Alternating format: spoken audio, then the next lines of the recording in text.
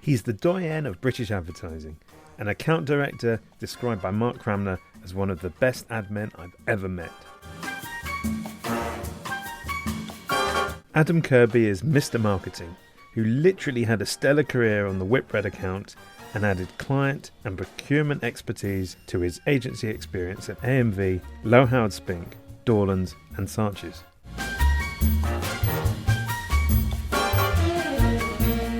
So it was a massive Jay Giles band moment for me when I saw Adam as a contestant on Channel 4's new hit reality TV series, Make Me Prime Minister. To be honest, my blood ran cold, my memory had just been sold. Angel was a centrefold.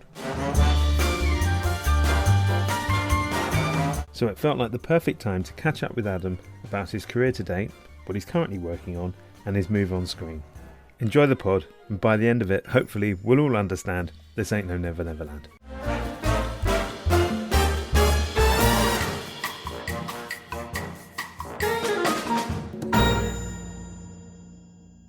Hi Adam, welcome to the pod. Thank you, Danny. Good afternoon. I always like to start with a fun question. And for the first time, this is a continuation from a previous week's podcast. So you'll remember the Vogons from the David Abraham podcast. I do, and I still shake in terror at the prospect of them arriving, yes. Well, the good news is that David's pitch was successful and the Vogons were very impressed and decided to reroute IH2 and spare the Earth from destruction. So that's very good news. Mm-hmm. And the whole episode has been terrible publicity for them. And they decide that they need a brand campaign to reposition their services to the universe. They were so impressed by the creativity on Earth that they've come back to the planet and are looking for a creative team to deliver this campaign for them. Now, as a top advertising guru, you decide that you're going to pitch for the work.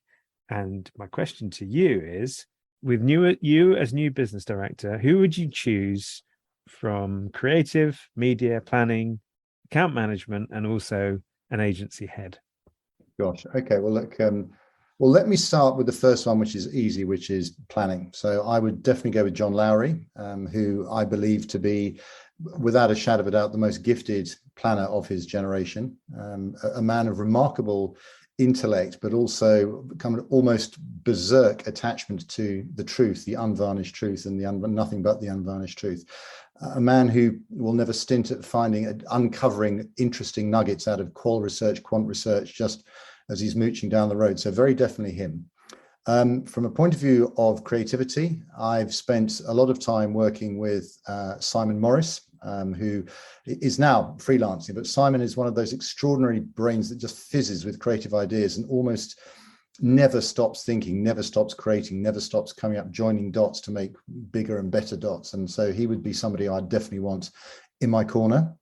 From a media point of view, well, apart from you, Danny, obviously, I think it would probably have to be Mark Cranmer. I mean, the man was a terrifying media beast in his day, and I would still back him in any media fisticuffs, any media bare knuckle fight, either with any broadcaster or media owner. So it would be him. Suit-wise, I would probably go with Jeremy Bowles, who I worked with for many years at Lowe and has gone on since to greater things. Now has sort of semi-retired down to the West Country. But Bowlesy just had this extraordinary ability to get close to clients very, very quickly, even clients who were seemingly very unpromising. There were a couple of people that we worked with at Lowe who were ridiculously difficult and almost ostentatiously so. But Bowlesy somehow had a way of finagling his way into their good offices.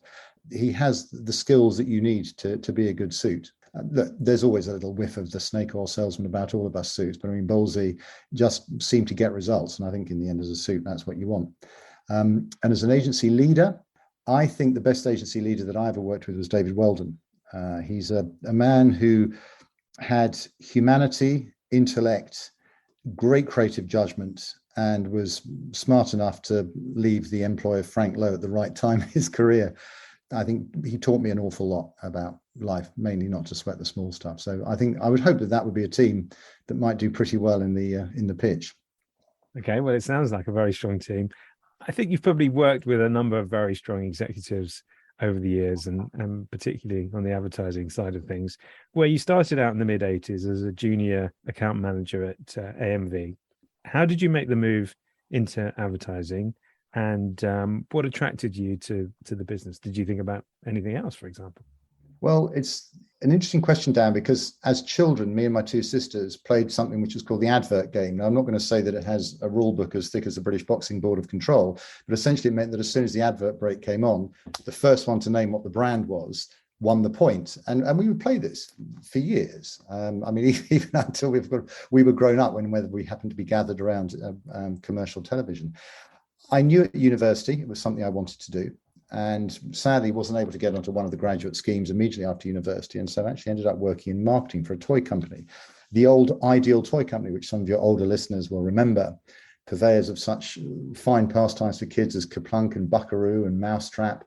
And they made a huge amount of money out of two things: the Rubik's Cube, because they were the official licensees of the Rubik's Cube, and also Cabbage Patch Kids. And I started working with them, and I was the marketing manager or brand manager on Cabbage Patch Kids. So I knew all about that kind of stuff. They were bought weirdly by CBS, as in the American media conglomerates. And the joke was that CBS had bought a toy company for Christmas, and by Boxing Day, they'd broken it. And so after about a year or so, all of us were hurled out on the scrap heap.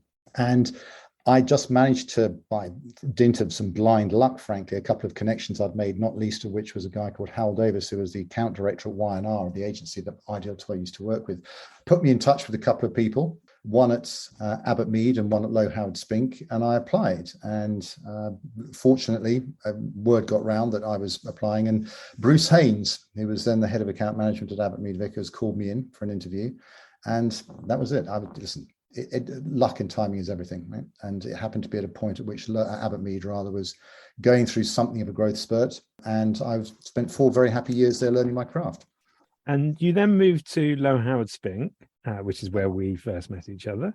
And in a 7-year spell, you became a group account director on accounts that produced some of the most iconic campaigns, really, in British advertising, including Stella Artois and Heineken. Looking back at those 2 spells, so that's kind of 10 years in advertising, how would you characterize agency culture in that period of time? I'll start by answering a question that isn't the question you've asked me, which is the contrast between the culture of the 2 agencies, because they were actually very different. Abbott Mead Vickers was very paternalistic. They welcomed you into the bosom of their loving family, but everything that you had, you felt had been given from on high by Mr. Peter and Mr. Michael and Mr. Adrian and Mr. David. And you learnt that there was a company way which was to be polite and courteous and middle class and not rock the boat. And I felt that it wasn't really red-blooded enough for me. And one of my colleagues there, a gentleman called Mark Cave, who was a very brilliant account manager, possibly he actually would have been the suit I would have hired for the pitch. There you go. Mark Cave, who left to join Lowe Howard-Spink, and like myself, had felt that Abbott Mead Vickers is a nice university, but wasn't really red-blooded enough.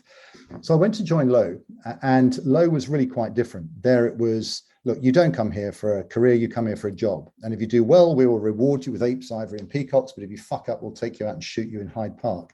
Got that? Yes, got that right. Off you go then. And what was very clear was that at Lowe Howard-Spink, the ads were everything.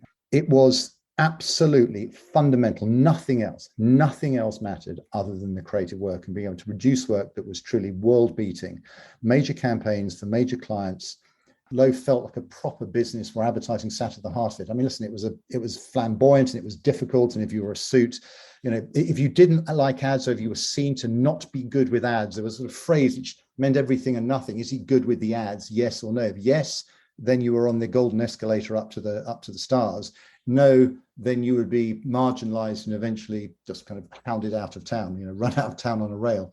In terms of the culture in general, it was very assumptive, and by which I mean you just assumed that advertising was the be-all and end-all of marketing, and you assumed that clients knew that and were prepared to subscribe to that view and knew that advertising was the best means they had to progress their brands and to grow their brands.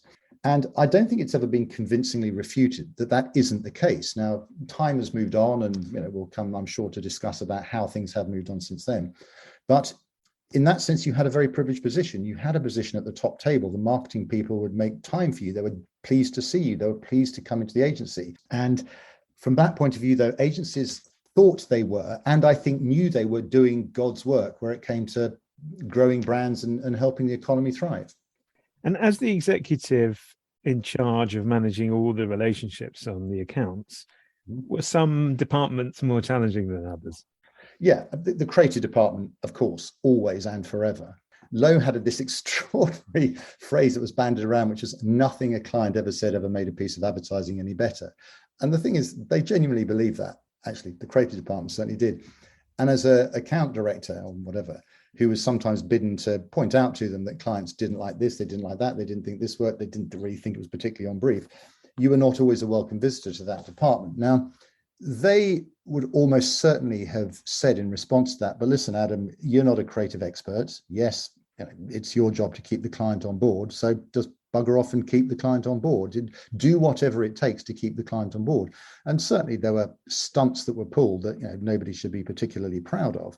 I don't think we were ever outright deceitful about things, but you were trying to reconcile often irreconcilable perspectives about what makes brands grow.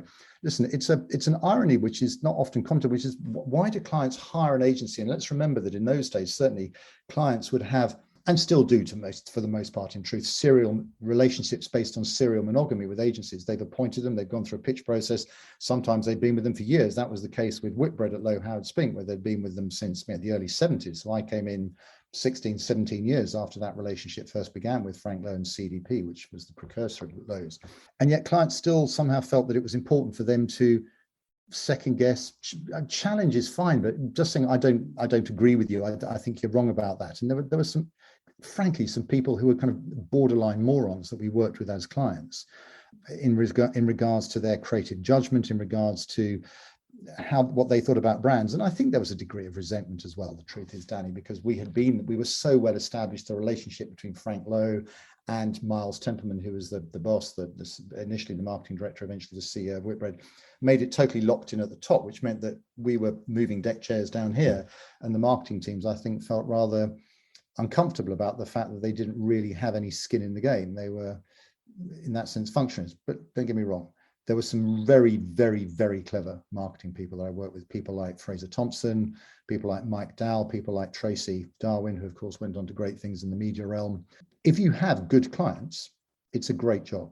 And I think that if you take a very, very objective view about the correlation between great advertising and a thing that happens in client, it is to do with the quality of the clients.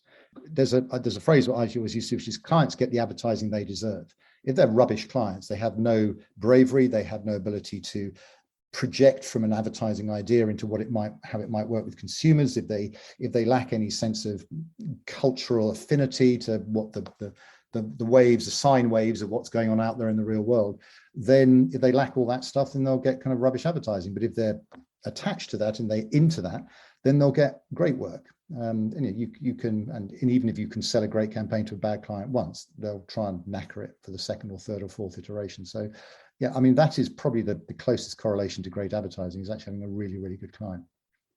And that's interesting because you talk about Heineken and you talk about great clients. The Heineken campaign is one of those legendary campaigns where the research came back on refreshes the parts that other beers cannot reach. And the research wasn't that great. And yet Frank Lowe really pushed hard to insist that was the execution that went out in the face of research. And so as we move into a more data-driven environment and everything is so much research or has so much research attached to it, do you think that kind of creative instinct can still thrive in the business? The only answer I can give you, Danny, is that I hope it can. Frank managed to do that, A, because he was completely convinced that it was a great campaign, and secondly, because he was lucky that his counterparty at the client end, Tony Simmons-Gooding, was equally convinced. So in that sense, they were both research skeptics. Listen, it's very easy to induce from that particular story that all research is rubbish and that you would do well to set your face against it. But as a former colleague of mine once said in a meeting with the management of Lowe, I mean, the thing is, there are as many great campaigns that have run which have researched well as stuff with where you've kind of in some way, some mad brave way, you say, no, we're setting our face against this. And let's be clear, anytime you see a piece of rubbish on TV, that ad has been researched, right? Which shows you that research absolutely doesn't have the answer. And because it was one of the very first campaigns that truly became a cultural touchstone as opposed to simply a means of flogging beer, obviously these war stories are written about it, which make everyone go, oh, isn't that wonderful? Wouldn't it have been wonderful to be like that? But to answer your question, the dynamic by which old-fashioned traditional advertising, broadcast advertising, large format outdoor TV, radio, cinema, whatever, print, worked was by deliberately serving this stuff up to people who weren't really interested in the brand. I mean, not deliberately, you had no choice. If you're buying a centre break of news at 10 with 6 million people watching it, the chance of only the 6 million people who buy your brand of margarine watching it is remote. But actually, that's what they try and do with programmatic and digital advertising, which is you're just serving up messages to people who are already into the brand. So advertising worked brilliantly because what would happen is that, Mr. and Mrs. Miggins would be watching whatever they were watching, Coronation Street, and an ad would come on for something which they hadn't bought before. And one of them might thought, well, that looks quite nice. Maybe we'll have a look at that next summer in the supermarket. And maybe it's there on offer and they buy it and they try and go, actually, this is pretty good. And by working at the margins, they'd gained another customer. And if you do that, if you repeat that millions of times across the UK, which you could do, of course, when 12, 15 million people watching Coronation Street, you start to move up the market share table. So as a dynamic, it worked. Whereas if all you're doing is serving messages to people who are already into you, what you're doing is you're deepening a relationship which already exists. But let me tell you, whatever they say, nobody has a relationship with the brand. I don't want to be your bloody friend. You're a motor oil. You're a car. You're a tampon. You're not my friend. I buy you because you deliver some kind of value to me to get me from A to B, to help me in my monthly cycle, to stop my car from crashing, from seizing up. It's utter nonsense, and I despair that this is so highly vaunted as an outcome of communication. Oh, look at our click-throughs. Yeah, right. Okay, well done you. Yeah, well, that's brilliant. Has anyone actually bought anything as a result? No, thought not. Jog on.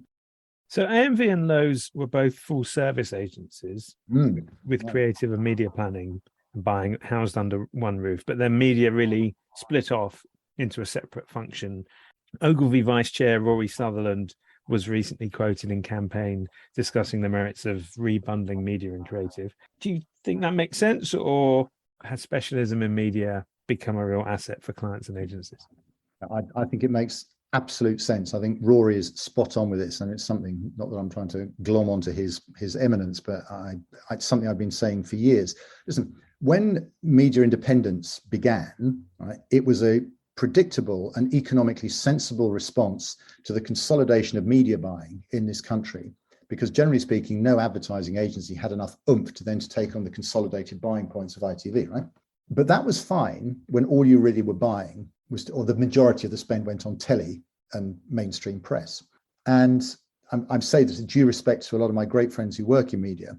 It was, you had to be crafty, you had to be deft, you had to be thoughtful, but it wasn't like intellectually hugely rigorous working out what to do.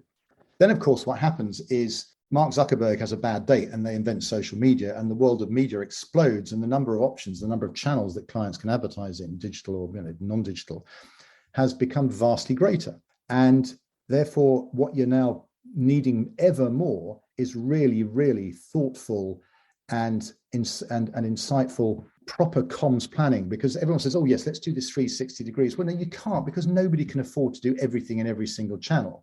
Channel selection is of vast importance, and making the channel selection work with the creativity and having those two things working hand in hand is absolutely imperative to, if you're a client, to get the best bang for your buck.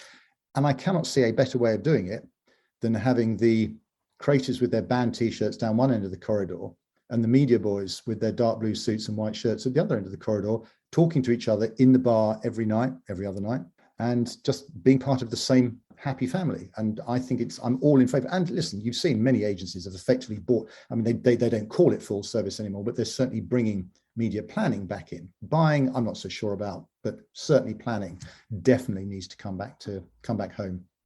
So after Lowe's came Dorland's for a couple of years, and then there was quite a radical shift to the client side of the business at Diageo. So all the things you're talking about on the client side, you then moved to the client side and you became global head of advertising procurement, a move described by Marketing Magazine as akin to an arch Tory MP switching to the Labour Party. Now, clearly this was a big turning point in your life and your career. what prompted the shift, and how did you find moving over to the client side? So that's a good question, Dan. I'd always figured that there was fun to be had on the other side of the fence.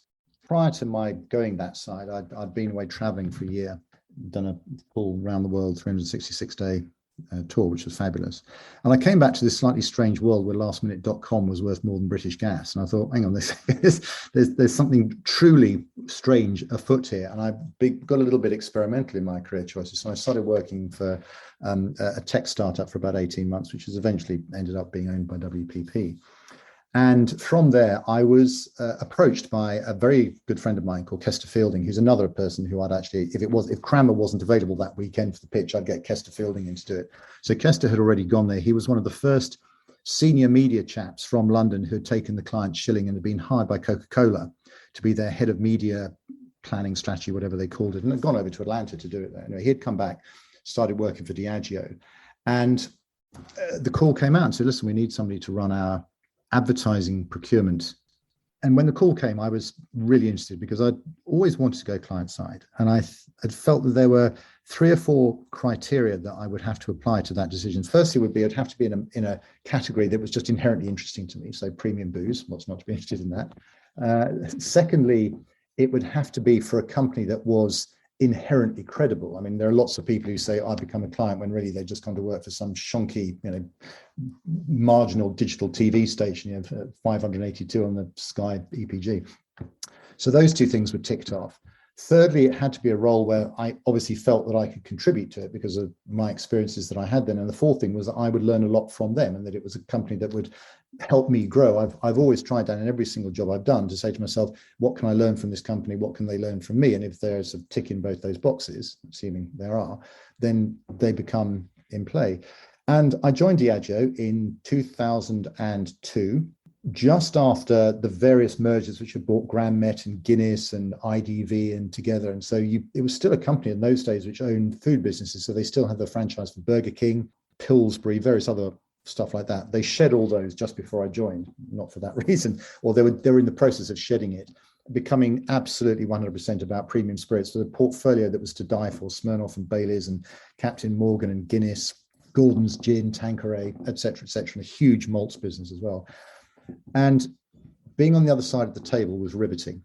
It was quite a different culture, a very different culture. The thing which struck me most and most quickly was that if you work in an agency, the line between thought and action is very, very short. Sometimes in days or even hours. You decide to do something, the company is small, the lines of communication are small, stuff happens quickly. If you work in a major company, major advertiser like Diageo, which is huge, by the way, it was a FTSE top 10 or 10 to 20 company.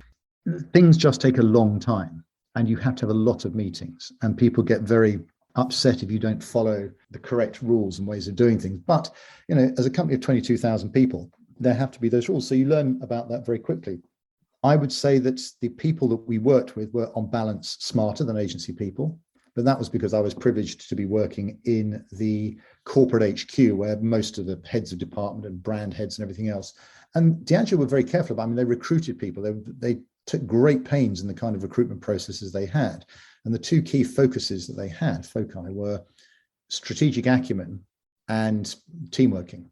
And therefore, unsurprisingly, they had a lot of very clever people who worked very well in teams. I was lucky enough to have 3.5 years as an inside man there, learning about the ways of a client, and in a role which I hadn't had before, which was procurement. And that was really a lesson indeed. You learn to speak a whole new language. You learn to think about the world through a different lens.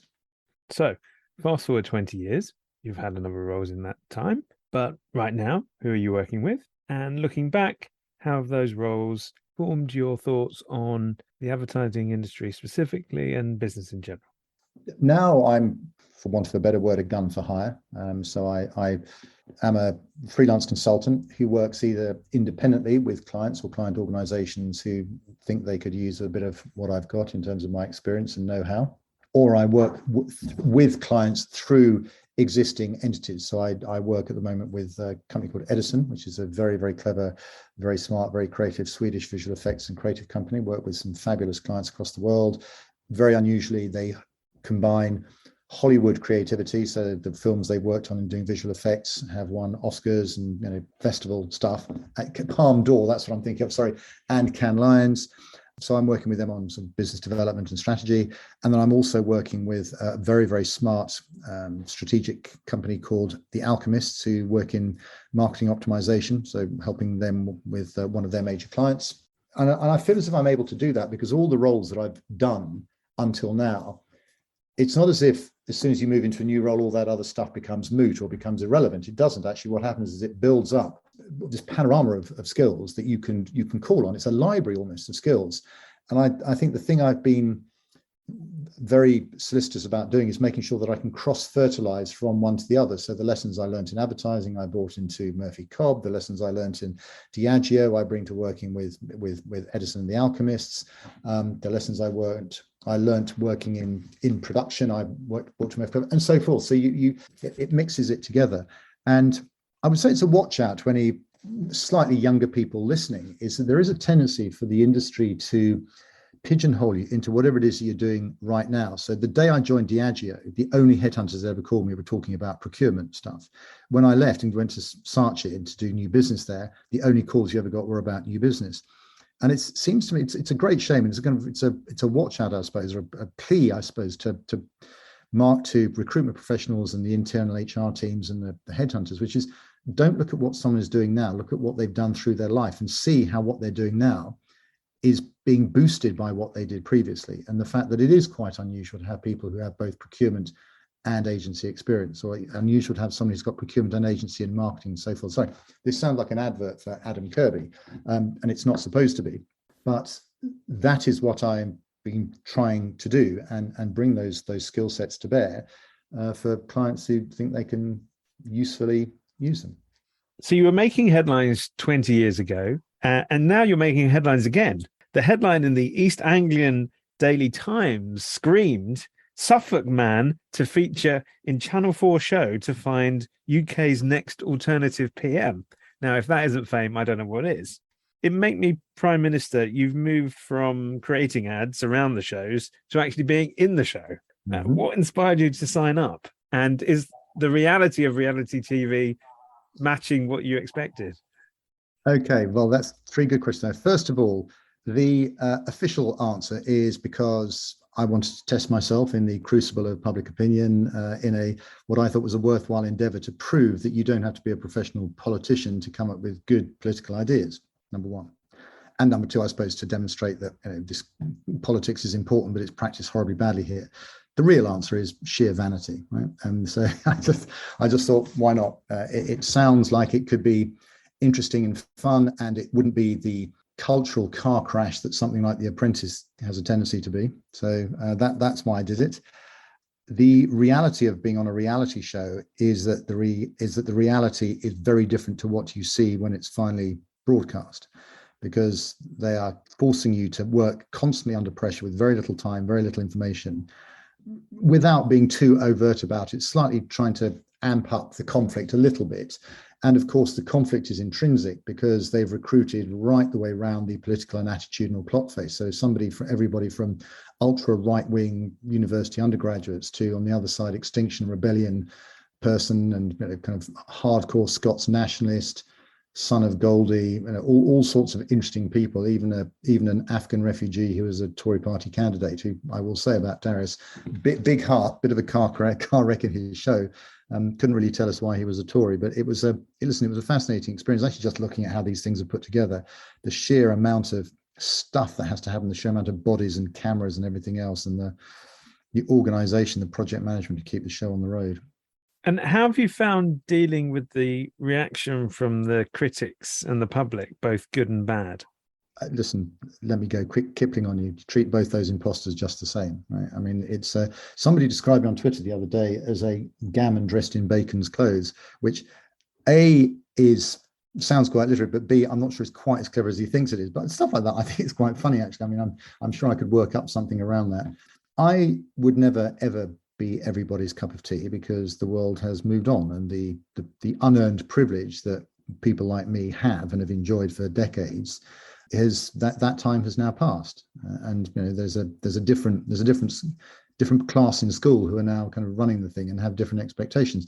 All I could try and do is be true to myself and try and show that actually older white men are not all part of the problem. I know I look like the people who are in Parliament, but actually there are people like me who are thoughtful, passionate, compassionate, progressive, and so forth.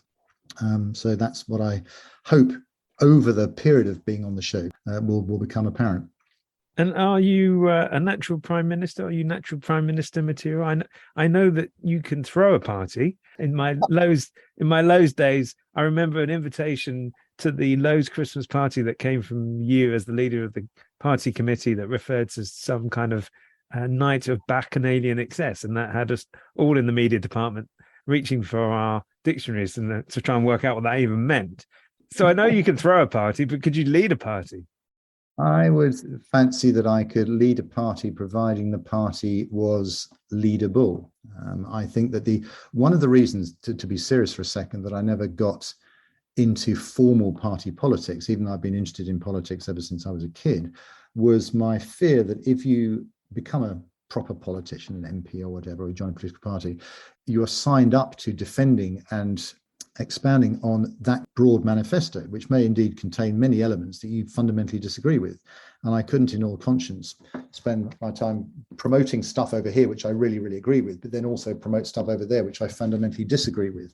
And I think that it's impossible now for people of real integrity, perhaps, to go into politics because they're not allowed to disagree. Either they are hounded out by the whips in Parliament, or they're subject to the gotcha journalism of the tabloid newspapers, and it makes it very, very awkward for just people of balanced, measured thinking about life to thrive in that environment. What would be the biggest lesson from your career, and what would you pass on to the next generation? That's a very good question. The biggest lesson that I would take from my career is always believe that what you are doing is important. Clearly, if you're a doctor or a nurse or a teacher, of course, that's important. If you're a dustman, of course, that's important. If you're a civil engineer, of course, that's important. But it's quite easy to frame what we do, what we did in advertising. I mean, there's this famous George Orwell quote that advertising is nothing more than the rattling of a stick in a swill bucket, actually. And I used to have these fabulous arguments with my sister about this. My sister was a teacher, as it happened, head teacher, very gifted head teacher, sadly no longer with us. And she just thought that advertising was the implacable enemy of the people and that it invoked appalling desires that people were unable to control, which I always thought, in fact, was incredibly patrician of her, very patronizing of her. I'm not talking about, kids pestering their mothers to buy appalling sugary cereals, but in general, advertising has a significant role to play in innovation and in choice, consumer choice, and the development of brands and making stuff better and, communication. So me saying always believe what you do is important isn't just about what I do. I mean, everybody should believe that their job is important, and you should care about the outcomes and think that what you do does have an impact. And I would say to people, just do that, right? It doesn't matter what you do, but do something that you think is important. And if someone doesn't agree with you, well, then that's probably their loss. So at this point in the podcast, in the past, I've referred to people as lockdown media, but I think we're over lockdown. We don't want to go there anymore. So I'm not going to call it that. But what I'm going to say is that you've actually been successful in your pitch. Thank you for letting us know that. So you've gone through the first round on the Vogon pitch, Mm-hmm. but they forgot to mention that the second round is on their home planet, and that is 6 months travel away. Oh, gosh. So choosing one from each, which film, book, music choice, and box set would you choose to get you through that journey? Okay, gosh. Film. I think the film that I probably watch more than any other is Apocalypse Now. And I think it would have to be Apocalypse Now. Probably the latest version, not the Redux, but the latest final director's cut, which was released about two and a half years ago. So I think that it never palls. Okay. Book. It wouldn't be a fiction book. It would have to be a non-fiction book. I read widely around that. Probably something like, it would be a Michael Lewis book, I suspect, something like The Big Short, because it's just endlessly readable and rereadable. I would love to have the opportunity to watch again from the get-go The Wire. I watched it fully in its time, but it's 10 10, 12 years ago now since I last watched it. And I'd love the opportunity just to see if it really is as good as I remembered it. I mean, I don't think that it won't be, but I would love to just be reassured that it was. Assuming that you don't allow greatest hits albums, I think probably the one that would always make me happy, because it's never not a welcome guest on my tunes or my Spotify, would be the Stone Roses first album, The Stone Roses, 1989. It's flawless, basically. I mean, I know that everyone falls over themselves, so that OK Computer is the greatest album written in the modern period, but I think that is superior myself. Very good. Well, Adam Kirby, thank you so much for being on the podcast. Thank you, Danny. I hope your current stint on TV will prove that the decision to go on the show was not pointless, that you emerge in some way as a kind of king of the jungle. And I think, if nothing else, you're not the weakest link. Goodbye. Goodbye. Thank you, Dan.